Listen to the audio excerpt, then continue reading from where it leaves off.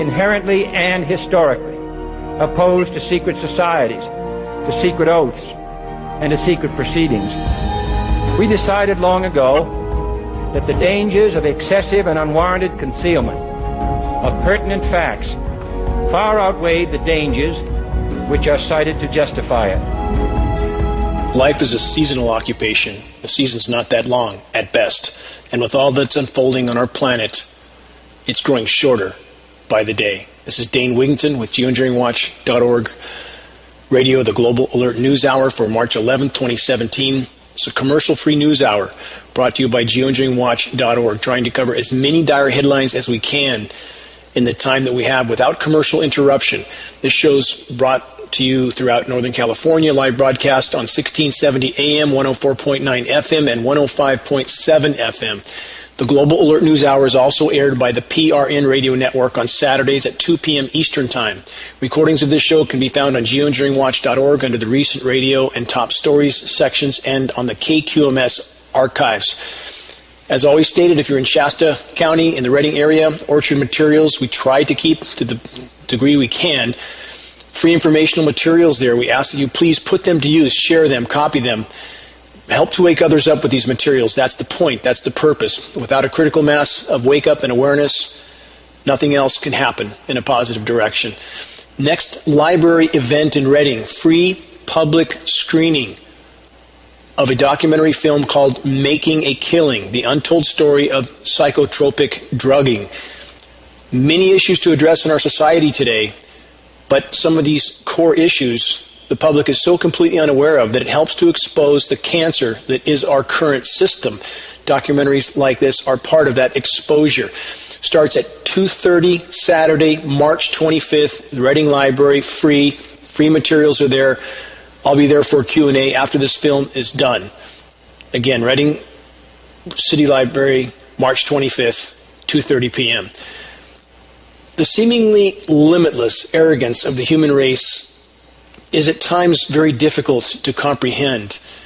This notion that we can tech our way out of the damage already done with the same mindset that got us in this dilemma to begin with. And the media censorship of how drastically wrong things are going for the human race on every front is also truly astounding. Media censorship like KRCR in Reading and the Record Searchlight. Recently, a very dedicated and honest, honorable activist, Lori Bridgeford in the Reading area, went to KRCR to confront their anchor media news person, Mike Mangus. And Mike Mangus, in apparently aggressive terms, made clear to Ms. Bridgeford that KRCR will never cover the climate engineering issue. The Record Searchlight has already made that clear as well. And as I've stated in previous shows, not only did these mainstream corporate media entities in the Shasta County area refuse to cover the science issue that's on the front line topic of discussion for every science institution around the globe, every government around the globe, they also refused to give any coverage to huge community events that had attendance of 1,000+ people. This is media blackout of the most critical issues we face. Should we not consider such media blackouts and the media people behind them specifically as being accessories to crimes that they're helping to cover up? Why wouldn't we consider that? If these media people were given information about other critical issues or crimes and they refused to disclose that, would they not be held accountable? Why, with issues of such profound importance, like the deliberate, highly toxic, unimaginably destructive climate intervention programs, why is there a total refusal to cover this? And why are communities allowing this? When the KRCR quote, chief meteorologist Mike Kruger refuses any invitation to have a public dialogue to answer the questions of the population which he claims to represent, and he refuses to have any dialogue about the climate engineering issue, of which there is a mountain of science data to back up, film footage, so on and so forth. Why does the population allow this sort of blackout? So my most sincere regard to Lori Bridgeford for her willingness to actually go to these media sources and confront them in their lobbies about why they are blacking out such a direly important film. If you want to meet Lori Bridgeford, she is an immense help in the Reading area. She will be at the next Reading Library event, always there, always dedicated, always committed, always in the front line of the fight. My deepest gratitude to you, Lori. Onward, the legal update. The GeoEngineeringWatch.org legal team is still moving forward, never stopped, always working on the preparation for legal action to expose the heavy metal contamination that is a result of climate engineering. Freedom of Information Act requests have been deployed. I can't go into further detail. I will at the appropriate time and when I'm allowed by the attorneys. But the effort is ongoing, a very difficult effort, but one that we are absolutely making progress in. The entire system, and this must be considered in the United States, the entire system of checks, balances, public protection has been set up in a manner to specifically try to hide the heavy metal contamination that's happening all over the country, all over the world indeed, but in this country, great effort has been made to try to hide this contamination and to try to make the disclosure of this contamination very difficult. But we are working our way through that and making significant progress. I'll make more announcements as soon as I can. Another update on the Calvary Chapel that aired the Vax documentary some weeks ago. Apparently, that was as far as they are willing to go. They're apparently more worried, like most other spiritual institutions and environmental groups, as I've stated over and over, they're apparently more worried about their 501 nonprofit than they are telling the full truth. And that's quite a hypocrisy. I hope that changes. And I sent a large package of materials, commercial DVDs, commercial flyers, or colored glossy flyers to Calvary Chapel, have heard nothing back. I reached out to someone very high in their organization who I know personally and very well, an old relationship, to try to get any kind of response. Nothing. Zero. The comfort zone of so many institutions is being protected at the cost of planetary omnicide. Is that okay? Of course it's not okay. And if you're a member of any of these congregations, it's up to you to hold your church leaders accountable. If you're a member of an environmental organization, it's up to you to hold your organization's leaders accountable. And they are not accountable. The last time I saw the head of the Sierra Club in Northern California, after communicating with him for almost a decade, putting countless stacks of data before him on the climate engineering issue, he didn't even have the courage to stand in dialogue with me. He simply walked away because he's not willing to face this most dire issue. Head of the Sierra Club, if you're a member of the Sierra Club or Greenpeace or any of the other environmental institutions, and your organization is not addressing this issue, and we know they're not, it's up to you to hold them accountable. It's up to you to make them face the most dire environmental threat of all. And that's saying a lot because we've destroyed our environment in the geologic blink of an eye. You can't claim to care about the environment without facing the climate engineering issue first. You can't claim to care about the climate without discussing the climate engineering issue first. UV update. For those that have not seen the report I recently posted at GeoEngineeringWatch.org, I would highly recommend you do so. As I've stated in previous episodes, a former NASA aerospace avionics engineer is working directly with GeoEngineeringWatch.org to measure and monitor the extreme UV radiation levels now bombarding the planet due to the increasingly decimated ozone layer. This extreme radiation is not being disclosed by any official source. For those that have not read this dire report on how close our ozone layer is to completely collapsing, I would highly suggest again you do so. A total ozone layer collapse would mean the end of terrestrial life on Earth and most aquatic life. When does this engineer from NASA state that this will happen on the current course? 8 years. Think about that. It's already decimated. Within 8 years in the current course, we will likely have no ozone layer. End of the road. Read the report. Read his statements if you care. And you can feel this on your face. And for those that have chosen to believe the sun feels hot because they're getting older or maybe more sensitive, that is not the case. Look at the tree trunks on many of the south-southwest facing trees. The bark is fried completely off those trees. The trees look horrible all over the world, in fact. This is a dire issue. Read the report. Earth's energy balance has been completely obliterated. That must be considered by everyone. You can't do what we're doing on the planet as a species, which includes climate engineering at the top of the list, but hardly the only issue.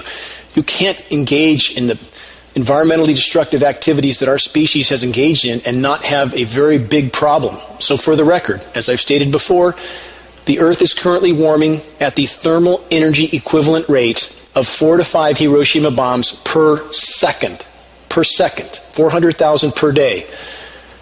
That can't continue, clearly, or we won't be around much longer. Weather update. Snowstorm Reggie, the latest theatrically named snowstorm by the Weather Channel, more ice-nucleated events where temperatures swing from the 70s and 80s to snow in a day or less. How often do we see featureless skies completely canopied with the blend of aerosol, sprayed, toxic elements, and perhaps some natural cloud cover blended in? How often do we see this? And how rapidly are temperatures rising? And the only time they cool down now is when there's enough moisture to carry out a chemically nucleated, quote-unquote, winter storm event that they theatrically name. And how often do we see in commercials, for example, the dingy, whited-out skies? How often do we see blue skies and white clouds? Almost never. And how bad do the trees look in those commercials and film shoots in various locations? And for many who don't know trees very well and never bothered to look, if you know trees, you see how incredibly sick they are. And we still have trees all over Redding, by the way, in Northern California. This is true in other parts of the country and the world. Still covered, fully foliated with dead leaves from last year. Why? Because all these leaves die at a particular rain event in the fall that there appears to possibly be some sort of defoliant in that mix to make it appear as if winter has set in. This is not a natural process. When you see trees around Redding that are fully foliated with dead leaves, and we're almost to spring, and these leaves are from last year, and you think that's normal, you don't know trees. The abscission hormone has not caused those leaves to fall. Something killed them on the trees, forced the tree into dormancy, and these chemicals exist. The fruit farmers have been using them for decades because it's not getting cold enough. So, why at a certain rain in the fall, and many might claim this is a fungus or something else, that would not happen to multiple species at the same time during the same weather event? That's impossible. Something else is going on. And unless we know exactly what we're looking for in that particular precipitation sample, it's hard to find. But look for trees in Redding still foliated with dead leaves from last winter and ask yourself why you didn't notice that sooner. On the current course, our throwaway, grind-up nature for profit society is ending up like Easter Island. And for those that don't know what happened on Easter Island, I've used this example before. A population on a lush island with about 16 million palm trees ground up every bit of natural resource they had in order to erect monuments on that island. And they exploded in their population on a limited island. And what happened in the end? They were hiding in caves on the island and engaging in cannibalism. That's exactly what happened on Easter Island. I would recommend everyone to look at that scenario and compare it to our current scenario now. The global refugee crisis along this line of consideration will continue to explode, and though many media sources will blame military aggression and conflict for this refugee explosion, ultimately such aggression and conflict arises out of the desperate attempts by various power structures, including the U.S. government and NATO, to acquire what's yet left of Earth's rapidly waning resources, which is directly connected to the core issue of biosphere and ecosystem collapse. As I've stated over and over and over, that's the bottom line. When the planet can't provide for the population that's here, the law of the jungle ensues. It's exactly what we have happening. Before getting to a long list of dire headlines, I want to make mention of a letter that was just sent to our legal team by an individual that seemed very angry about the fact that I had not, and I quote, confronted the White House and made them stop the spraying. The individual who penned this letter, again disgruntled about, in her eyes, my apparent lack of effort in this battle, because in her eyes the only reason geoengineering was continuing to go on was because I hadn't confronted the White House yet. This individual felt that I should have produced some sort of magic petition that would force our government to stop their nefarious activity in our skies. I've heard from others that ask me why I'm not organizing protests all over the world, why I'm not doing atmospheric testing from aircraft all over the world, why haven't I run for office to put a stop to the spraying, why haven't I organized demonstrations at airports all over the world. I could go on, but the point is this. As I've always stated, and as I state now, there's no silver bullet for magically ending the insanity in our skies or countless other crimes of the power structure. In order for us to have any chance of forcing a change in direction for the human race, the masses must be awakened to reality, and that has not happened yet. The effort to bring about the awakening will require all of us, not just the efforts of a few. I'm still working an average of 80 hours a week, much of it behind the scenes, to try and further stoke the fires of awareness and awakening. This includes our legal effort, communications of critical information with countless people behind the scenes, the distribution of nearly 500,000, 500,000 of our color glossy informational flyers, and over 10,000 commercial DVDs, and a constant effort to utilize social media and independent media sources to help sound the alarm. This must be remembered and considered. A battle cannot be waged without an army of the awakened. An army of the awakened cannot be produced without an effective, efficient effort by many to awaken the masses, not just a few. The majority of populations have still never even heard of geoengineering and thus have no idea it's going on. What I find with those who are so quick to throw out criticism of existing activism efforts is this: they themselves typically are doing exactly nothing in the battle to help wake the masses, short of which no meaningful changes can be made. If the vast majority of the population is not yet alarmed enough at what's unfolding around them to even bother sharing dire information on social media, am I to believe these same individuals would show up at a peaceful demonstration at some distant location? Not going to happen. Not yet. Not yet. As the walls close in, and as they are given the information to understand why and how dire the situation is, that will change. Are we to believe that such individuals who would not show up at a protest or won't even share information on social media, are we to believe that they would take any of the needed activism steps that are so clearly laid out on the homepage of geoengineeringwatch.org and which are posted on each and every article from Geoengineering Watch? And this is imperative. So many people seem to miss this. They don't open the hyperlinks at the end of all of our articles. They never look on the homepage for activist suggestions. This must change. And with the criticizing individuals that have likely never even bothered to read or consider this information, please, get in the game. Don't sit on the bench and throw bricks. Get in the game and actually help us to reach a critical mass of awareness. Here's the bottom line, and I'll get to the headlines. There's no easy way forward, no magic petition or process by which climate engineering will suddenly stop. We must all work together in the effort to bring these programs of planetary omnicide to light and to a halt. We must all work together to bring the rest of the power structure crimes to the full light of day as well.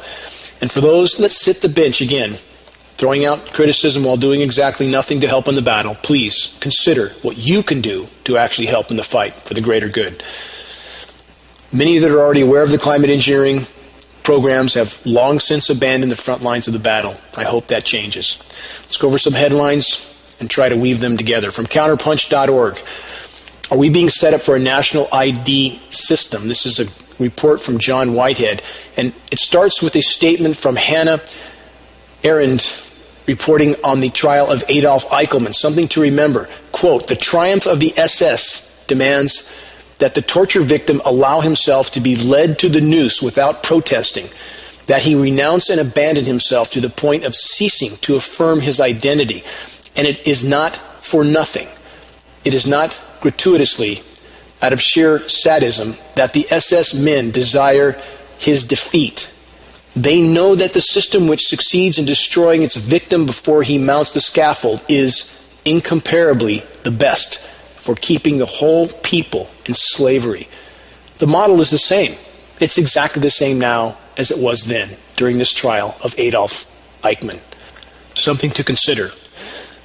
From Mr. Whitehead, You can't have it both ways. You can't live in a constitutional republic if you allow the government to act like a police state. You can't claim to value freedom if you allow the government to operate like a dictatorship. You can't expect to have your rights respected if you allow the government to treat whomever it pleases with disrespect and utter disregard for the rule of law. All that should be considered. Words of wisdom from John Whitehead. From True Publica. This is the source. Germany to censor press, social media, and internet ahead of elections. The walls are closing in. The noose is being pulled around all of our collective necks. Time to wake up. Another headline, important to consider, that plugs into what Mr. Whitehead just stated. Trump is bankrupting our nation to enrich the war profiteers. From that report. President Trump's calls for a military buildup are opening the fiscal floodgates for congressional hawks and defense industry contractors. On January 27th, Trump signed an executive order setting in motion a, quote, great rebuilding of the armed forces that will include new ships, new planes, and weapons of mass destruction, and the modernization of the U.S. nuclear arsenal. Just mentioned that. Presently, more than half of this year's congressional budget, some $610 billion of our income tax dollars, is allocated to Pentagon accounts, including overseas military operations and nuclear weapons. More on that story in a few minutes. Continuing from this report, though the details were scarce, we can expect the Trump order to align with the proposals of Senator John McCain, what a twisted individual he is, chair of the Armed Services Committee. As reported in Politico, Senator McCain is now calling for large increases in his already bloated budget to $640 billion for fiscal year 2018 and $54 billion above the current budget projections. Adding in the $60 billion projected spending for Iraq, Afghanistan, Syria, and other interventions could bring the total Pentagon spending next year to more than $900 billion. The primary beneficiaries of such a buildup will be the large corporations that dominate weapons contracting, which includes Raytheon, major climate engineering player, includes Lockheed Martin, major climate engineering player. These are the people that are most directly engaged, the corporations most directly engaged in the atrocities in our skies and countless other atrocities. So consider that. This is what Trump is helping to fund. Finishing from this report, this is likely to be more than 60% of the total congressional discretionary budget. 60%. Two-thirds going into the military while the planet implodes around us and our environmental processes cease to function, which means we will not be here long if we remain on the current course. And I want to say this. For those that would make the argument that Trump must be good because the corporate media, like CNN, is attacking him, is that really a valid argument? Yes. CNN and the rest of the corporate media complex is as crooked and corrupt as they could be. But does that make Trump any less so? If two crime syndicates are infighting, does that make either one better than the other? I'm sorry to say that it appears Mr. Trump is playing the part of a perfectly tailored tool for the purpose of fueling societal division while simultaneously pumping up the military-industrial complex. For those that believe Trump is going to somehow save humanity from itself, truly such a notion should be completely abandoned and replaced with a long, hard look at reality. Trump, Obama, Bush 2, Clinton, Bush 1, on and on. Just power structure props into play. Some of these actors are likely not even truly aware of the parts they're playing for those in power. Perhaps this is the case even for Mr. Trump. Just for the record, the U.S. empire has 52,000 troops in Japan, 28,000 troops in South Korea. The U.S. and NATO are carrying out war games on the borders of China and Russia. Would Americans tolerate China and Russia doing the same on our borders? Who's prodding who in this equation? If Americans want to have any chance of avoiding World War III, which would certainly be the final conflict, the total hypocrisy of blindly obedient and unquestioning so-called patriotism must be abandoned. More headlines. WikiLeaks unveiled Vault 7, the largest ever publication of confidential CIA documents. Another Snowden emerges. That's the end of that headline. Corporate media is doing their best to cover up this critical story. A total of 8,761 documents have been published as part of the Year Zero, the first in a series of leaks the whistleblower organization WikiLeaks has dubbed Vault 7. WikiLeaks said that Year Zero revealed details of the CIA's global covert hacking program, including weaponized exploits used against company products, including Apple's iPhone, Google's Android, and Microsoft's Windows, and even Samsung's TVs, which are turned into covert microphones. Another profound revelation is this, that the CIA can engage in false flag cyber attacks which portray Russia as the assailant. How do we believe anything our government does? Why would we believe that they're not engaged in all forms of activity to try to fuel and foment global conflict for the benefit of the military-industrial complex? They can listen to us and watch us through our social media devices, our communications devices, and even our TVs, watching us in our homes. And Americans go on about their lives as if this is okay. What does it take? What does it take? And we have a government, of course, telling us that what we see in the skies above our heads is nothing to worry about. If that's the category you're in and you buy that lie, you're a part of the cancer. That's simple. Another headline, Sweden brings back the draft. World Socialist website states from that report, the reintroduction of forced military conscription in Sweden is taking place as the major imperialist powers are militarizing in preparation for a new world war. Exactly what I've been talking about during this program. To weave this into what's happening to our environment, as I have always stated, all this preparation ultimately comes down to a biosphere that's collapsing, not enough to go around, infighting within various factions of the power structure, but all because at the core, the planet's ability to support life is imploding, and those who are most afraid of their own mortality, those who pull the levers of power behind the curtain, the only thing they know how to do is start conflict, because they wield these weapons of mass destruction. And that's where we're headed. So back to the core of what's happening in the environment. From Climate News Network, legislators attempt to mine Amazon's riches. What's left of the Amazon, we should say.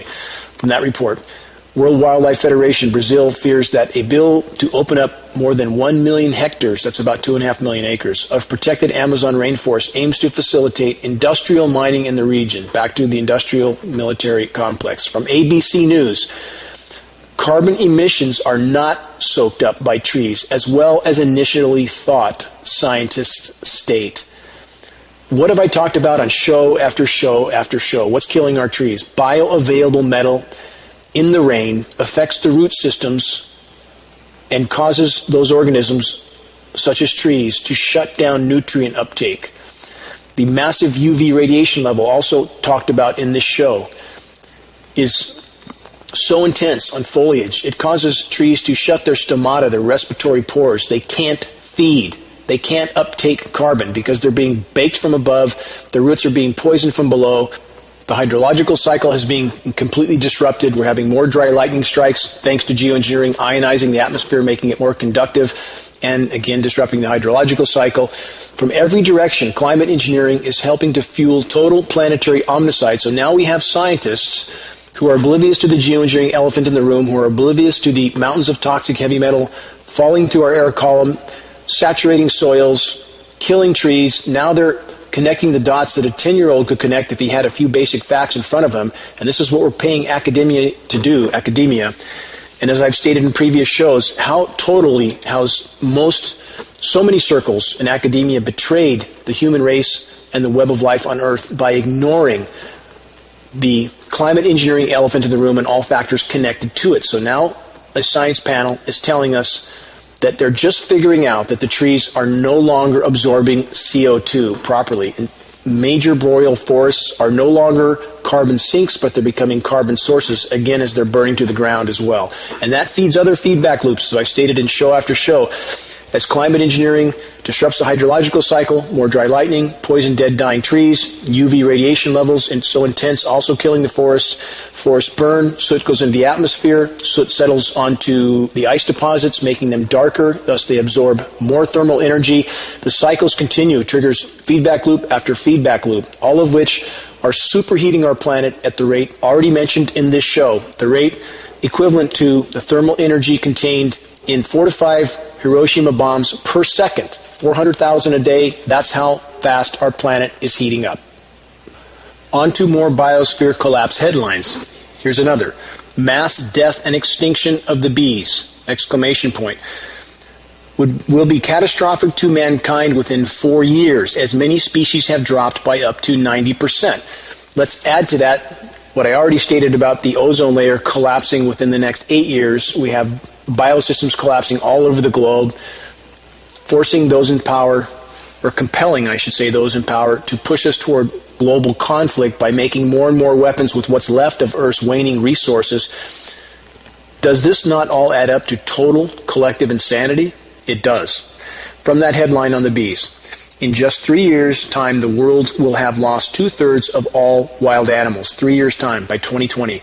This amazing statistic from the Living Planet Index goes on. The number of wild animals living on Earth is set to fall by 2/3 by 2020, as I just stated, according to a new report.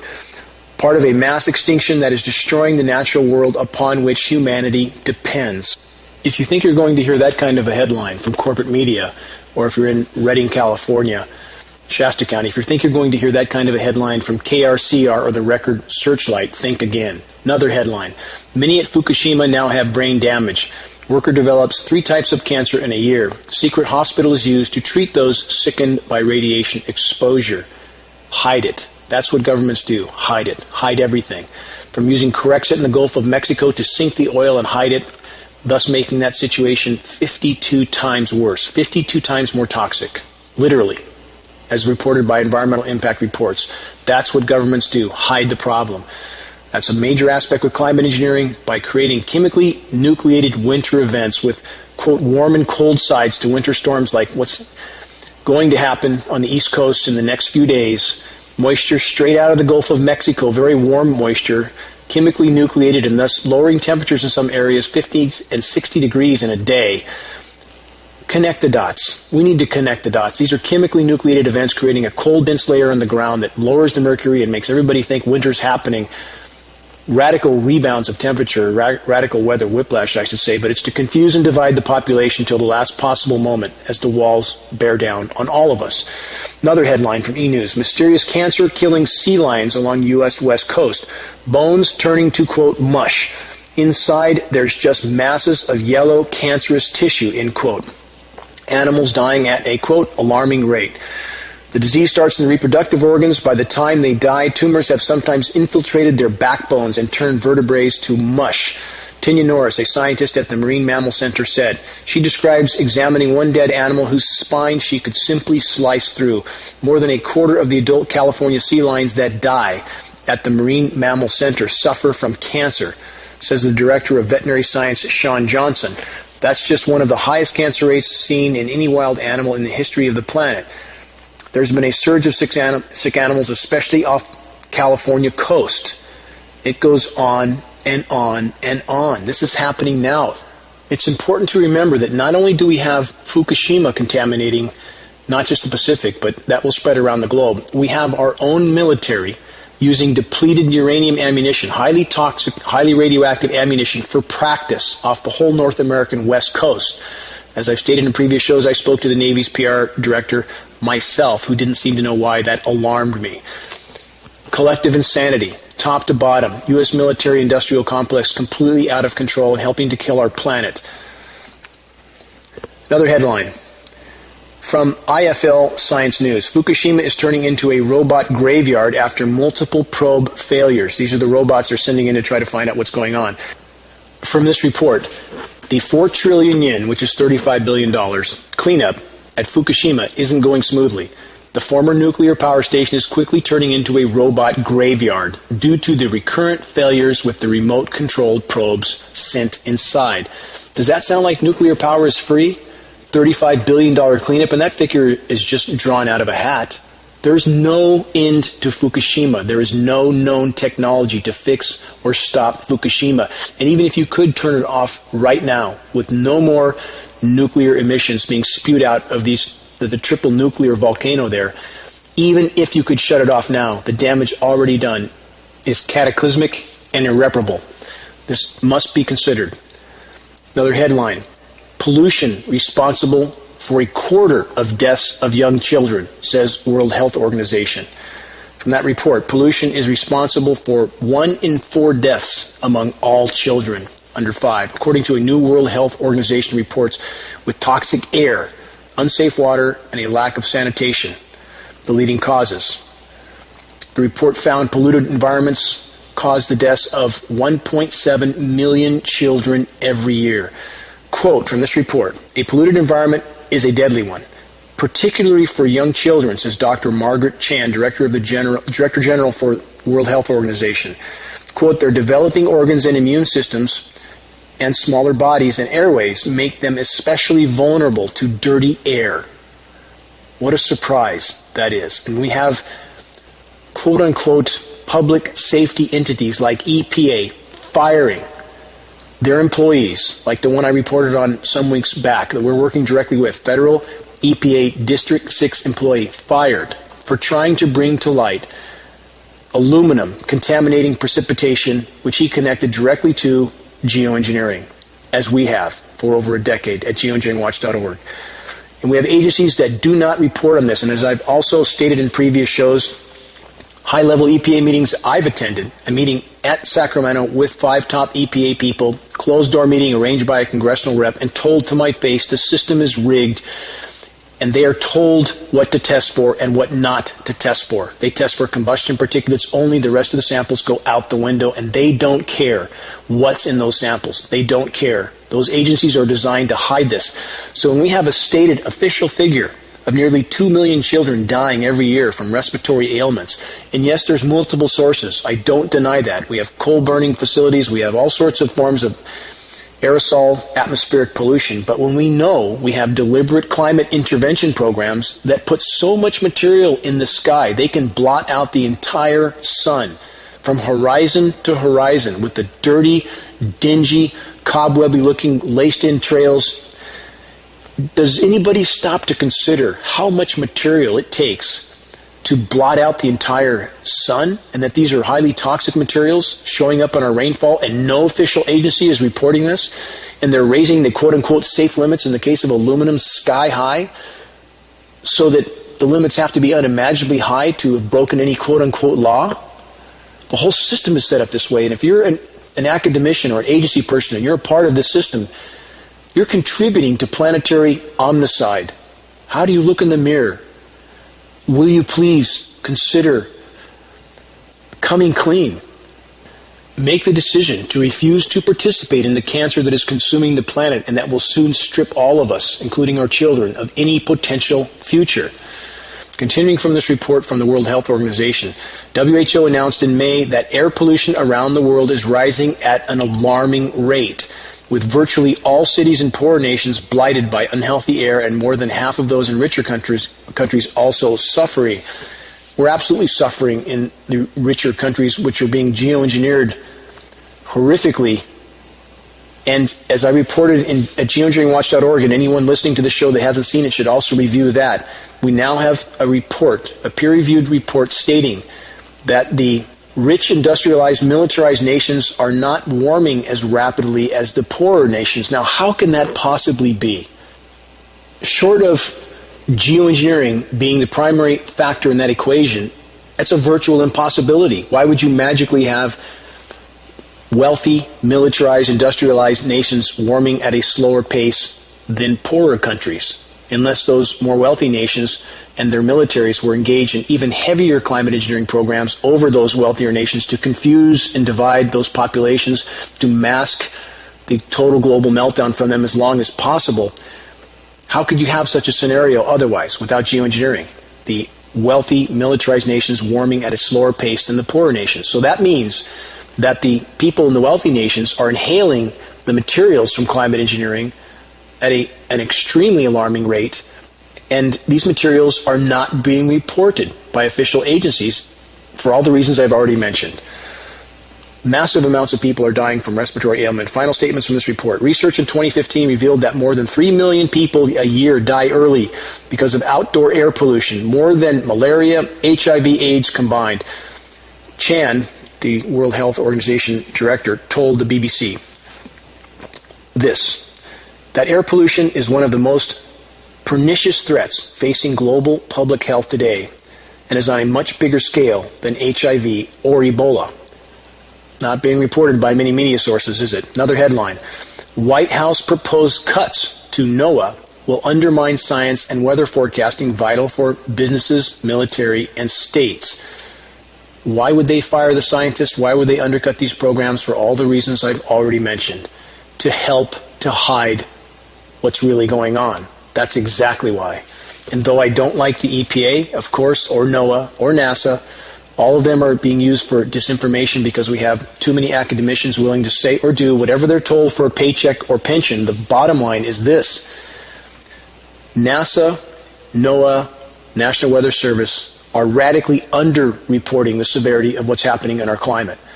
They're not paid to over-report or exaggerate the degree of warming. They are under-reporting, and we have verified this with temperature readings all over the country. Under-reporting of temperatures, not over-reporting as so many people want to convince themselves, under-reporting of temperatures. So how do you further hide what's happening? How do you further hide climate engineering? You simply start to gut these agencies. And the few people that were willing to try to tell the truth, like the EPA director, as I just mentioned again previously, who's been fired for trying to tell the truth, when you start gutting these whole agencies, no one's willing to step forward. From that report, the Trump administration has taken a hostile anti-science approach across the board on many issues, from pollution control to climate change, for all the reasons I just mentioned, and the proposed cuts to the NOAA budget continue as a trend. As a former NOAA scientist, from a person who penned this report, I am confident that the data collected by NOAA is not a Democrat or Republican issue. We use it on our daily lives, and ignoring the facts of science and climate change doesn't change them, doesn't make it go away. Climate engineering is the most critical issue they are trying to hide.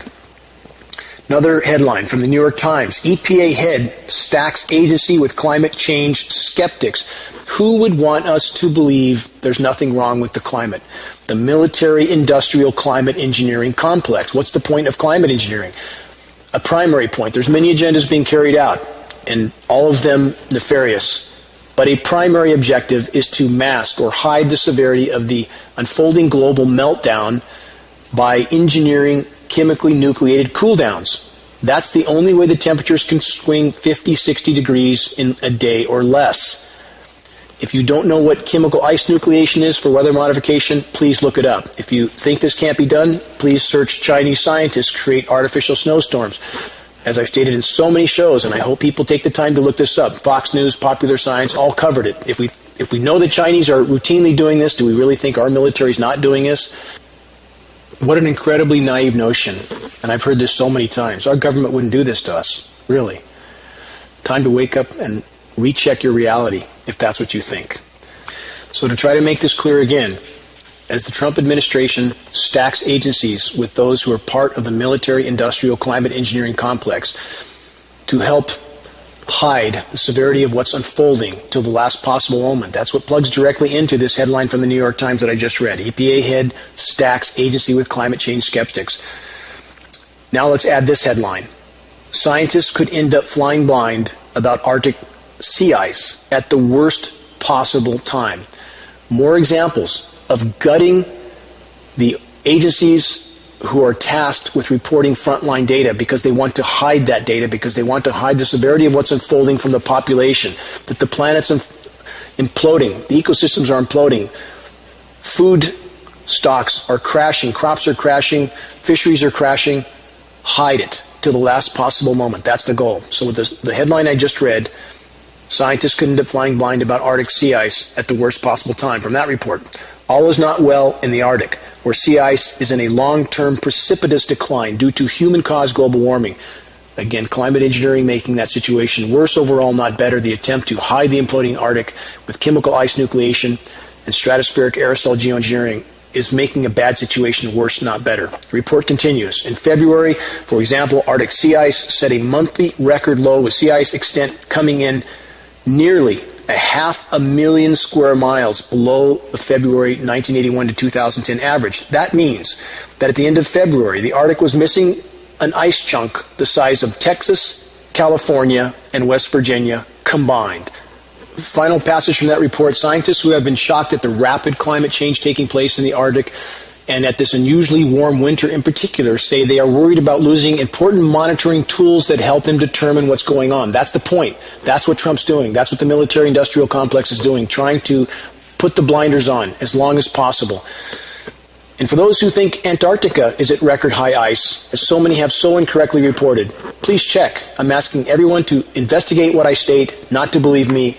Antarctic sea ice also at all-time record low. Another headline, White House statement has language that is nearly identical to an Exxon press release. Is that a surprise when we have top oil executive Rex Tillerson at the helm? Why would that be a surprise? They're joined at the hip. The military, industrial, fossil fuel, geoengineering complex all joined at the hip. If you think otherwise, and so many people are still clinging to this notion that Mr. Trump is somehow a caped crusader that's going to save us all, and this doesn't mean that Hillary Clinton was in any sense a solution. She's simply part of a crime cabal as well. But it doesn't change the fact we have Trump now, and those are still clinging to this completely baseless notion that Mr. Trump is not also a part of the problem. He is, and every action he is taking is proving that, absolutely proving that. From that report on the Exxon similarities with the press release, hours after President Donald Trump was scheduled to have lunch with Secretary of State Rex Tillerson on Monday, the White House issued an unusual press release. Trump congratulated ExxonMobil, the company Tillerson formerly led, on its announcement that it would be spending $20 billion to expand investments in 11 Gulf state projects. The oil and gas giant claims the move will create 45,000 jobs. How much will those jobs matter on a planet that doesn't support life? And that's exactly where we're headed. Final statement from that report. As if the close ties between the White House and Exxon weren't clear enough, one part of the White House statement contains language that is nearly identical to language in Exxon's press release. What a surprise. Another headline. From Reuters News, climate change is a threat, but it won't hurt me, Americans say. Doesn't that plug into everything I've just gone over? Gut the agencies, gut the ability for the scientists that are still honest within those agencies to sound the alarm, fire the ones that try to sound the alarm, and chemically nucleate some winter storms, quote unquote, from Gulf of Mexico moisture. That's exactly what's happening in the coming few days and just happened in some parts of the U.S. Gulf of Mexico moisture somehow producing, quote, winter storms causing temperature swings of 50 and 60 degrees. So we end up with Americans that don't believe that the imploding climate will hurt them because food's being imported from all over the world, from countries that are starving, to stock our shelves up, to make Americans think everything's fine because, as I've stated so many times, Big Macs are still available at McDonald's. All is well until it's not. From that headline, London, March 1st, from the Reuters Foundation, 7 in 10 Americans believe global warming is happening, but less than half think it will harm them personally. According to a new Yale University study, how many Americans care at all about the toxic aerosol climate engineering that's contaminating every breath they take? While they're getting sicker, while they're getting less cognitively functional, how many people even bother to look off their iPhones and look up? And we must change that. We must all work together to change that. It's imperative. Another headline. Arctic Circle could become completely free of ice, even if global warming were limited to 2 degrees Celsius. First, because of the underreporting of temperatures, all available data indicates we're past the 2 degrees C warming threshold, that we are already likely past 3.5 degrees C. That's past the point at which humans have existed on this planet. It's past the baseline at which humans have existed. That doesn't mean the consequences of being past that manifest overnight, but they're manifesting at blinding speed. What this headline also means is you could shut every form of anthropogenic activity off right now, including climate engineering. We're already through the guardrail, and we are in uncharted territory. The planet we have known will never return. If we're lucky, we can salvage a planet that still supports life, but only if we all work together immediately. Another headline, loss of sea ice could have catastrophic effects on weather in much of the northern hemisphere and thus speed up global warming. We also have to put climate engineering into that for all the reasons already stated in this show, helping to fuel forest burn downs, which helps to put soot and CO2 in the atmosphere. That soot settles on the ice and further speeds up the melting of that ice. Geoengineering destroys the ozone layer, allowing even more thermal energy to penetrate the planet. Many, many issues related to climate engineering not mentioned by academia. The betrayal of academia. Another headline, sea ice hits record lows at both poles, from Scientific American. Please look it up. If you're in the anti-geoengineering community and you're operating off total ideology that because Al Gore said it's warming, we have to take the opposite position on everything he said, that's not logical or rational, and it's not helpful for our cause. Credible conclusions help our cause. Ideological and completely incorrect conclusions don't help our cause. Another headline, Ocean State, which is Rhode Island, sea level rise estimate now above 9 feet. Not a few inches, 9 feet. From that report, to put it in perspective, we've had 10 inches of sea level rise during the last 90 years. We're about to have 10 feet of sea level rise in the next 80 years, said Grover Fugate, Executive Director of Rhode Island's Coastal Resource Management Council. And that estimate of nearly 10 feet is also radically short of how bad it really is. Back to why the climate engineers, the power structure, are doing everything they can to hide reality from the population as long as possible.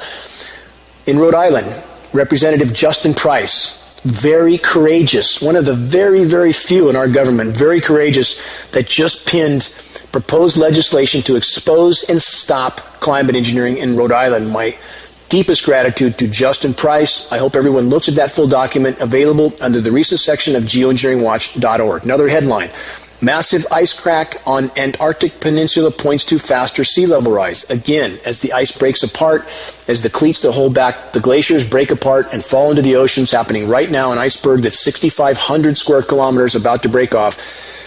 All of this starts to feed into positive feedback loops to further fuel the planetary meltdown and sea level rise, and climate engineering in the attempt to try to hide this from the public, making it far worse, not better. Another headline, Trump's cuts to NOAA could impede tracking of sea level rise.